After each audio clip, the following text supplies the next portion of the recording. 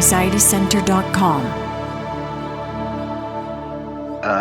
I'm always told to stop fighting the condition, or fighting my obsessive thoughts all day. Mm-hmm. And I don't think that I understand exactly what that means, because it's obviously I'm being told I'm fighting them all the time, which is figuring them out or trying to make them go away, like anyone would maybe instinctually want to. So just curious, like, what fighting is, and what not to do, more or less, when you, like, how do you know if you're fighting it or not? Mm-hmm. You know? Yeah, this is Denny. Yeah. Yeah. Mm-hmm. When we went back to the last conversation, Yep. Do you remember what the core threat was? Yeah, never getting better. Right. Sure. Okay, sure. And so I would assume that the ongoing dialogue you're having with yourself is trying to understand what's going on. So because you're trying to find a place of safety to see that you can get better. Would that be true? Yeah. I mean, yeah, the answer's never good enough, right? Yeah. We know that. Yeah. Yeah. And you keep questioning, and keep drilling and asking. The thing is, when we do that, we create stress. Because even cognitive load stresses the body. And typically when we're not anxious or not dealing with hyperstimulation, we get busy thinking about other things that don't feel threatening. And so we can think all day long, but not really incur too much stress other than the cognitive load that thinking creates. However, if there's a threat underneath all of this, that threat is going to be adding extra stress. So if you're trying to figure out, thoughts and things and how to get through this, am I getting better or not? What's keeping me trapped? How can I do this? All of those have a threat underneath it. And so in addition to the cognitive load of just trying to analyze and overanalyze, you also have the threat that's running underneath it, adding more stress. So if we keep doing that, we're going to keep the body stressed. And going back to earlier conversations, as stress increases, the fear center becomes more active in the brain, and the rationalization areas of the brain become less. So then we get into this cycle going on where the brain keeps on trying to ask and keep on trying to ask, yet we don't have the rationalist side of the brain to balance it out and to say, wait a minute, no, that's not true. So as long as the body is hyper-stressed, hyper-stimulated as we call that, we can end up in that loop of, some people call it OCD or whatever, but it's just obsessively thinking about trying to get better, which keeps us stuck. Because as we try to figure things out, we keep the body trapped and we keep that cycle going.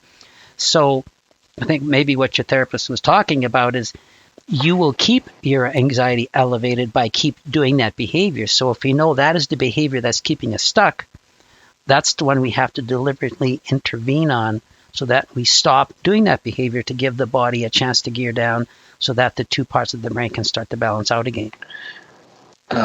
What about when you stop, you feel like you're going to panic? Because that's all you know, right? Yeah, well, there's got to be another reason there, too. We don't panic. We have two reasons for panic. One is we feel really threatened, and the other is we have an involuntary stress response caused by hyperstimulation. So if you're just stopping your thinking and you're panicking, it could be either because your body is so stressed it's going to kick into involuntary panic, or because by stopping your thinking, you think you're in grave danger. So which one do you think would be more prevalent here? Oh, well, I would say the second one. For some reason, not for some reason, but we know why. If I'm not worrying or trying to figure something out, it just doesn't feel right. And so I genuinely, it's like making stuff up all the time. And there's a catastrophic side of my behavior where it can get, like yesterday I said, I'm going to live my life the best way I know how.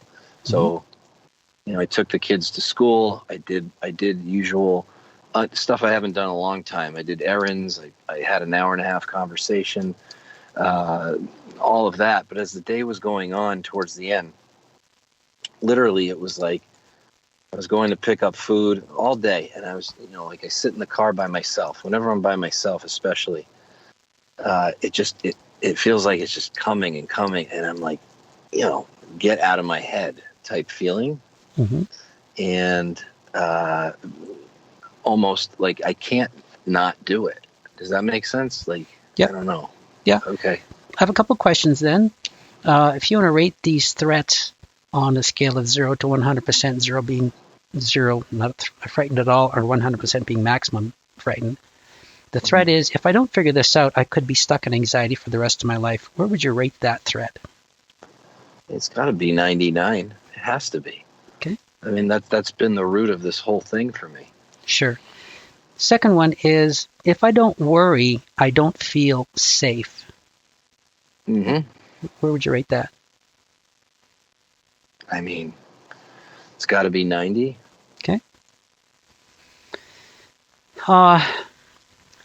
Yeah, so you see there's still threats there. So it's like, remember, I think we talked about, the loaded gun thing a couple of weeks ago, or last time we met us. It's like saying, okay, just want you to forget about this, but someone has a gun pointed to your head and it's loaded and can go off at any moment. It's pretty difficult for us to rest and to ignore it when we still think we're being threatened. And if you have those threat levels at that degree, at 99 and 90%, you can see why you feel compelled to try to figure this out to get rid of that threat. And when we feel threatened, it's the survival mechanism's job to get us out of danger. So that just becomes an automatic behavior we kick into. Yeah, I mean, I was going to say to you, the whole way this started or re-showed itself was like I said, the isolation, being behind a desk by myself, not knowing what was going on, and being at home. Yeah. And looking for answers, the whole thing, and it just became real nasty. I find myself, I hired a nutritionist to try and help with the nutrition side of it. I don't know if that would help behavior. It may just help physical feelings. I don't know. What's your opinion on that, first of all? Just curious. Nutrition.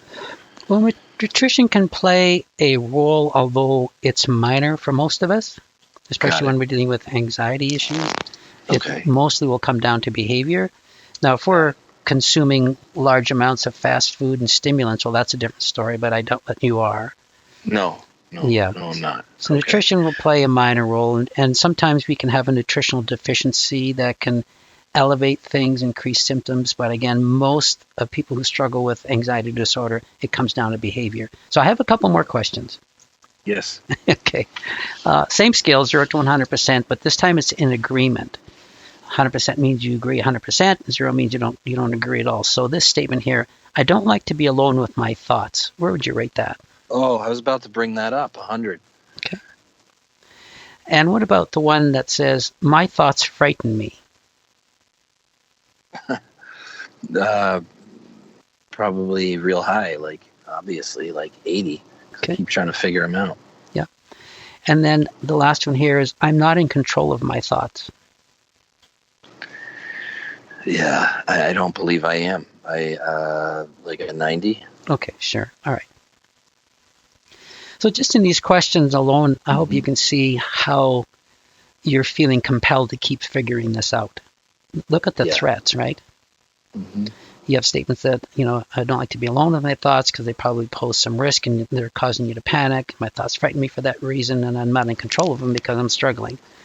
And so you couple that with the two threats we talked about earlier. Really, there's kind of the driving mechanism as to why you're struggling. Now, so how does one, go after these things? Well, when we look at it cognitively, from the rational standpoint, if it's our continual trying to figure this out that's keeping us stuck, well, then we simply need to stop that behavior to set ourselves free. And then as we set ourselves free, then the other ones will start to drop. Well, if you can start to contain, you'll see that you don't have to be afraid of your thoughts or alone with the thoughts, because you can stop them when you want.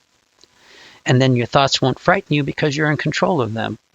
which will eliminate those threats.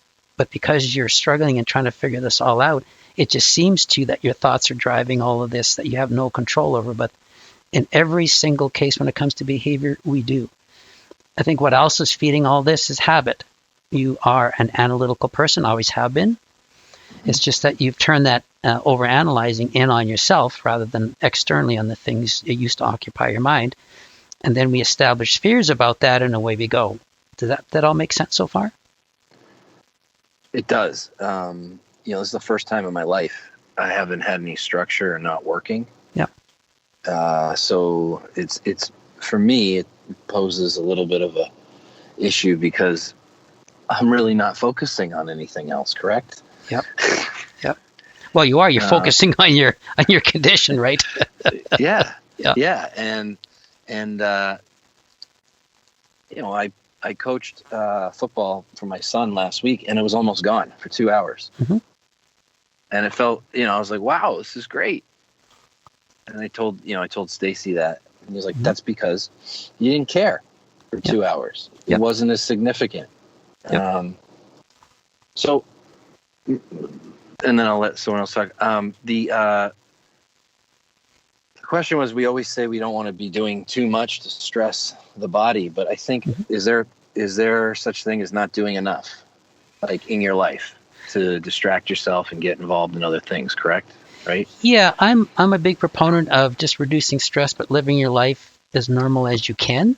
Just erring on the side of giving your body periods to rest. I'm not a proponent of people just sitting at home and trying to rest and recover, just because then either you're bored and you got nothing to do, or what commonly happens, people then start to focus on their condition, and that becomes the problem. That's what happened. Yeah, so it's better to keep focused on life, just, err on the side of building in more rest periods than not. Because here's a situation where, because I'm just going to sum this up real quick here. The whole thing you're dealing with is worry. Mm-hmm. That's the root of everything here. It's worry. And that's the root of anxiety disorder for everybody.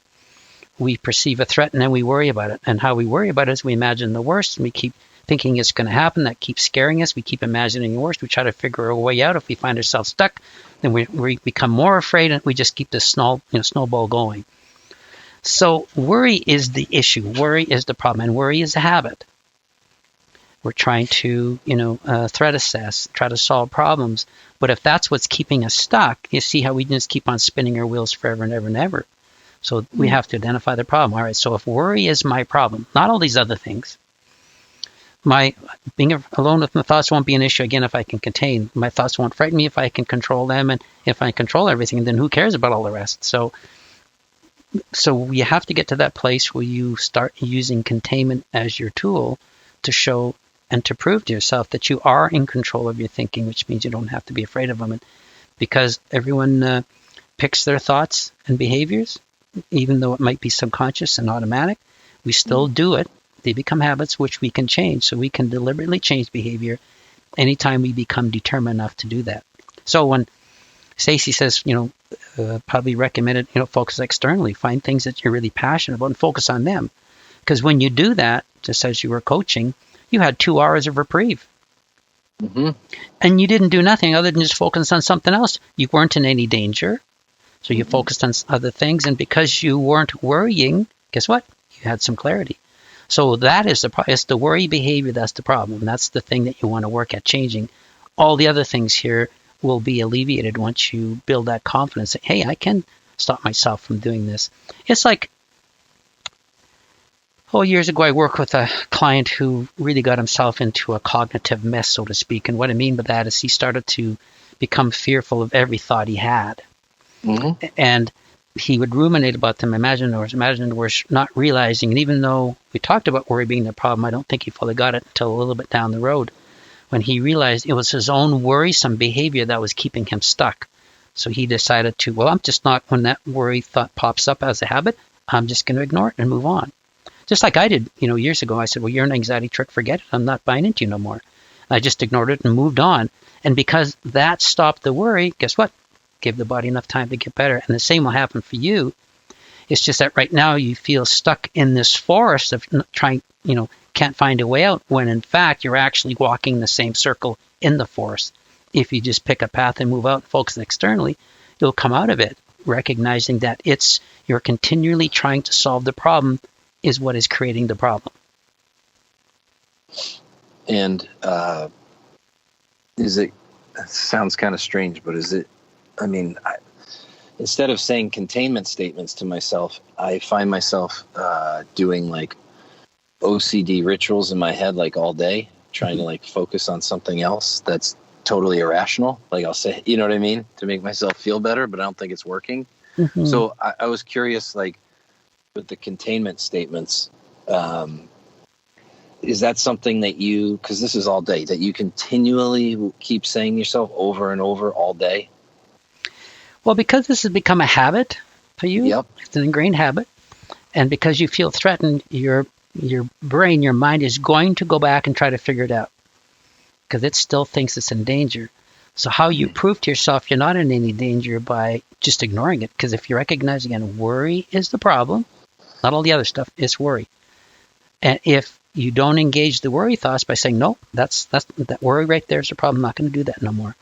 If you keep doing that, every time that thought starts to pop up, or every time you feel compelled to start digging in again, you have to say, no, I'm not doing that. Then focus elsewhere. You'll find that as your body starts to calm down from not triggering as many stress responses, you will gain that cognitive balance again, and it'll be easier and easier. Plus, you'll get your proof that you're not stuck in anything. That worry is the problem, and if you just, say, no, I'm not going to indulge in that anymore, you'll solve it, and that confidence will then eliminate the threat. Gotcha. So it's not the topic. No, it's not the topic. It's, and this is because you've established a fear here, and you rated them quite high. Mm-hmm. Your mind is going to go looking for that stuff. That's just what it does. And it's just like, when I was recovering, I kept on saying, no, that's your trick. I'm not going to do that. No, I'm just not. And because I did that, I just stopped engaging in the worrisome behavior that creates the anxiety, that creates the stress, that keeps us stuck. Got it. Okay.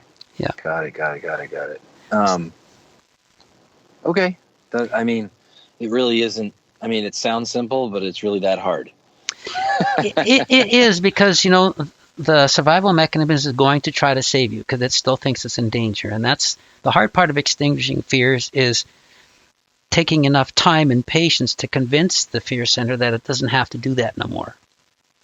And as the fear center starts to stand down, then we gain more cognitive control, and it's easier to do. But right at the beginning, the brain just keeps reminding us, and we just have to keep saying, no, I'm not doing that no more. I'm just not. Because entire anxiety disorder is predicated on the behavior of worry. If we merely stopped ourselves from worrying, we would have no issues with anxiety, because worry creates anxiety. And it doesn't matter what the topic or subject or what the threat is, it always comes down to worrying. Imagine the worst and thinking the worst is going to happen and thinking we're in danger because of it. So this is where we have to say, no, I need to stop this. I'm not allowing myself to do that no more. And as we do that, our confidence level builds, and our confidence in our ability to control our thinking really escalates, because then we just prove it to ourselves, hey, I can do that anytime I want. Wow. Okay. Yeah, it's the biological reality of like the fact that your brain does that is pretty remarkable. Yeah. She makes things up like all the time. Yep. Yeah. And it works great. It's great in situations where we're really in danger. But yeah, it's a pain in the neck when we've established an irrational threat and then we have to extinguish it. So yeah. Yeah, and I know that there's nothing wrong with my brain, because a lot of people, even during this disorder, will say, how do you remember that? Yeah. Be in a conversation. And that can be almost my enemy too. Yeah. A really good memory, like really good. Yep. Good memory, highly analytical, highly intelligent, problem solver. Those are great strengths on their own. But 3 of the 4. And I don't know about the intelligent, but no, I'm just kidding. Yeah, I'm pretty sure. Yeah, your IQ's up there. Typically, yeah, it is. Yeah, it's way up there. It makes sense. Yeah, and so what we do is we take our gifts and we turn them on ourselves. And worry is the mechanism we do it with, and that's the one that we want to get rid of, because when you look at worry on the outset, it does nothing. It provides no value for anything. And a lot of us have trusted in worry to keep ourselves safe, but worry doesn't do anything. Now, we want to be smart about avoiding danger. So hopefully we can, once we get through all the rewriting all the symptoms, we can get to the worry part of our website. But when you look at worry, does serve a purpose. It alerts us to danger, and then it should motivate us to do something about it. But there's a lot of things that we can't do anything about, or we've established an irrational threat, not even real. So we want to separate the destructive worry habits from the constructive motivation things that we want to do. But we're going to be talking about that much more in detail down the road. But Got it. worry is the thing. If all anxiety disorder sufferers got a handle on worry, we wouldn't have anxiety no more. So, yeah. Perfect. Thank you. You're welcome. And those habits are hard to break because a lot of times we've established them to keep ourselves safe right from our childhood. So that is our, safety mechanism that we use to keep ourselves safe. But unfortunately, we don't use it appropriately as adults when we turn it on ourselves. Yeah. Yeah. I mean, I'm sure everyone, if they reflect back to times in their life and they just think about, at least me, I look all the way back every stage of my life. I was like, wow, I've had this my whole life. It just, my body could take it, Yeah. Okay. Yeah. Cool. All right. I got it. All right. Well, good luck, next. and it's going to be work. I'm sure you're aware of that darn Amy just wants to keep, raising those flags, but we have to be persistent and just tell it to never mind. Stand down. Yep, that's right. Yeah, stand down. No danger here. Got it. Thank you.